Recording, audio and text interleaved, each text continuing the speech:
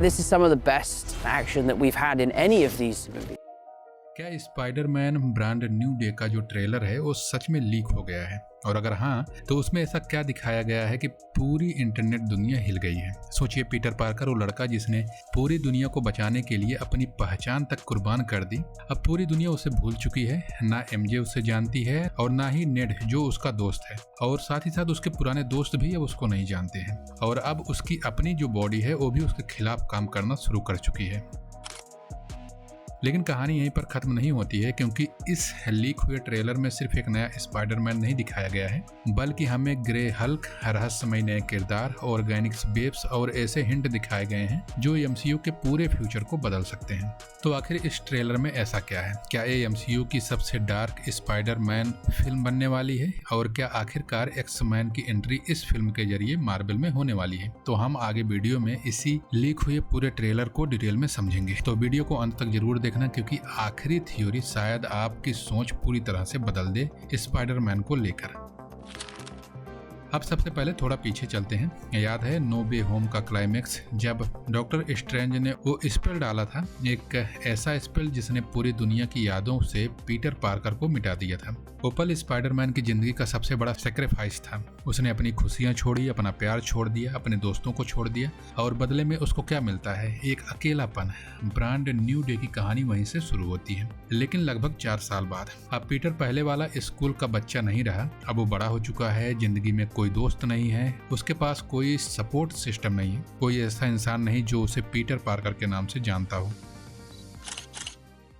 उसकी पूरी दुनिया अब सिर्फ स्पाइडरमैन बनकर रह गई है। दिन में भी स्पाइडरमैन और रात में भी स्पाइडरमैन, और यही चीज धीरे धीरे उसको अंदर से तोड़ रही है। लेकिन असली समस्या अभी शुरू नहीं होती है, क्योंकि ट्रेलर के मुताबिक उसके सुपर पावर बदल रहे हैं। उसके अंदर कुछ म्यूटेट हो रहा है, कुछ ऐसा जो पहले से ज्यादा ताकतवर बन सकता है या पूरी तरह से उसे बर्बाद भी कर सकता है। अब बात करते हैं ट्रेलर के सबसे बड़े सीन की। ट्रेलर शुरू होता है एक हाई सिक्योरिटी जेल से।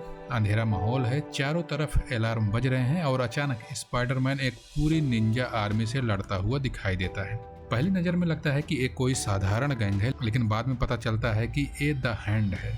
अगर आपने डेयरडेविल सीरीज देखी है तो आप जानते होंगे कि द हैंड कितनी खतरनाक ऑर्गेनाइजेशन है। ये सिर्फ क्रिमिनल नहीं है, ये ऐसे दुश्मन हैं जो सालों से पर्दे के पीछे काम कर रहे हैं, और अब पहली बार ऐसा लग रहा है कि उनका प्रभाव एमसीयू में दिखाया जाएगा।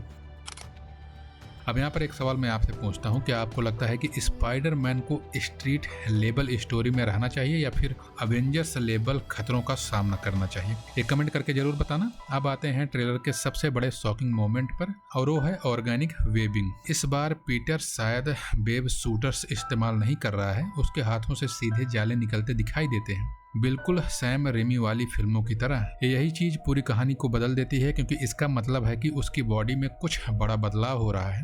अब सवाल ये है, क्या ये सिर्फ एक नई पावर है या फिर किसी बड़ी बीमारी की शुरुआत है जो पीटर को हो रही है? वहीं पर ट्रेलर में कई बार पीटर को दर्द में दिखाया गया है। उसके चेहरे पर डर साफ दिखाई देता है, जैसे उसे खुद समझ नहीं आ रहा है कि उसके साथ क्या हो रहा है। और यही एंट्री होती है ब्रूस बैनर की।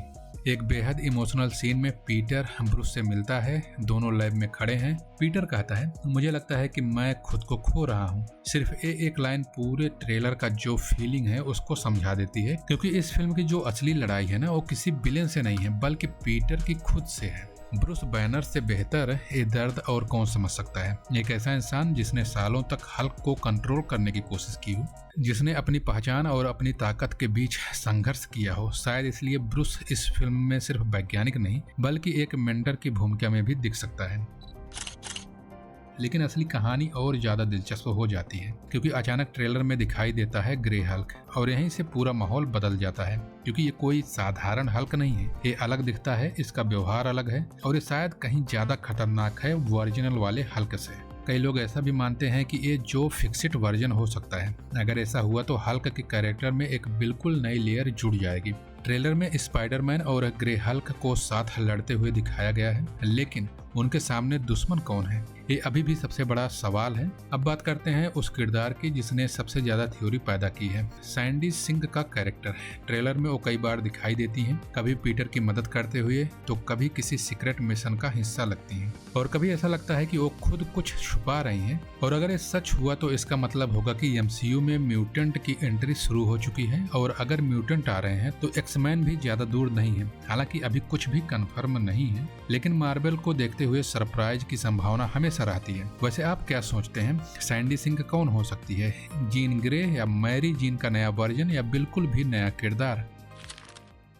अब आते हैं सबसे इमोशनल हिस्से पर। ट्रेलर में कई छोटे छोटे पल हैं जो दिल को छू जाते हैं। एक सीन में पीटर पुराने फोटो देख रहा है, एमजी की तस्वीरें हैं, नेट की तस्वीरें हैं और उसके पुराने जीवन की यादें भी हैं। और सबसे दर्दनाक बात यह है कि उन्हें उसकी कोई याद नहीं है। अब यहाँ पर सोचिए, अगर कोई इंसान किसी से बेहद प्यार करता है लेकिन उसके लिए आप पूरी तरह से अजनबी हो, यही दर्द इस फिल्म की सबसे बड़ी भावनात्मक केंद्र भी बनने वाली है। इसी वजह से ब्रांड न्यू डे सिर्फ सुपर हीरो फिल्म नहीं लगती है, ये पहचान, अकेलेपन और नई शुरुआत की कहानी भी लगती है। अब बात करते हैं कुछ छोटे लेकिन महत्वपूर्ण हिंट की। ट्रेलर में कुछ सेकंड के लिए ऐसा सूट दिखाई देता है जो ब्लैक सूट जैसा लगता है। क्या ये सिम्बायोट का संकेत है? नो वे होम के बाद वेनम का छोटा हिस्सा एमसीयू में रह गया था, तो क्या अब उसका असर दिखने वाला है?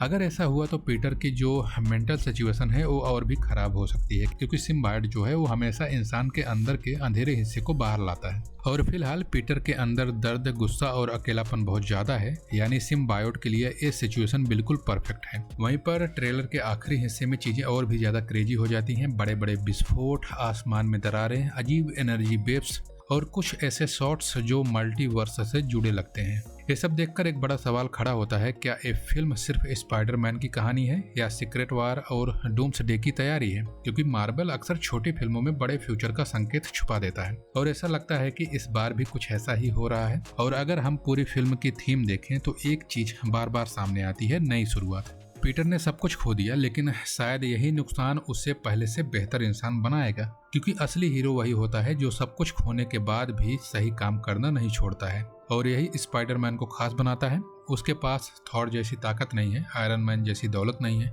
डॉक्टर स्ट्रेंज जैसा जादू नहीं है, फिर भी वो लड़ता है हर दिन और हर हाल में। शायद इसलिए लोग स्पाइडरमैन से इतना जुड़ाव महसूस करते हैं, क्योंकि उसके संघर्ष इंसानों जैसे लगते हैं। अब यहाँ पर ये सवाल उठता है कि जो ये स्पाइडरमैन का जो ट्रेलर लीक हुआ है, ये पूरी फिल्म की कहानी दिखाता है? शायद नहीं। मार्वल और सोनी दोनों सरप्राइज छुपाने में माहिर हैं। हो सकता है कि ट्रेलर में जानबूझकर कुछ चीजें बदली गई हो सकता है कुछ बड़े कैरेक्टर पूरी तरह से छुपाए गए हों, और हो सकता है कि असली कहानी हमारी कल्पना से भी ज्यादा बड़ी हो।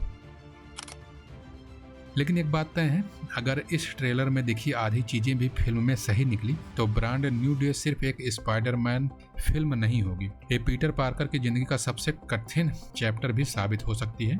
तो अब इंतजार कीजिए ऑफिशियल ट्रेलर का और फिल्म का। लेकिन तब तक एक सवाल आपके लिए छोड़कर जाता हूँ, अगर पूरी दुनिया आपको भूल जाए, आपके दोस्त, आपका प्यार और आपकी पहचान, तो क्या आप फिर भी हीरो बने रहेंगे या सब कुछ छोड़ देंगे? इस बारे में सोचिएगा, क्योंकि शायद यही सवाल ब्रांड न्यू डे हम सबसे पूछने वाली है।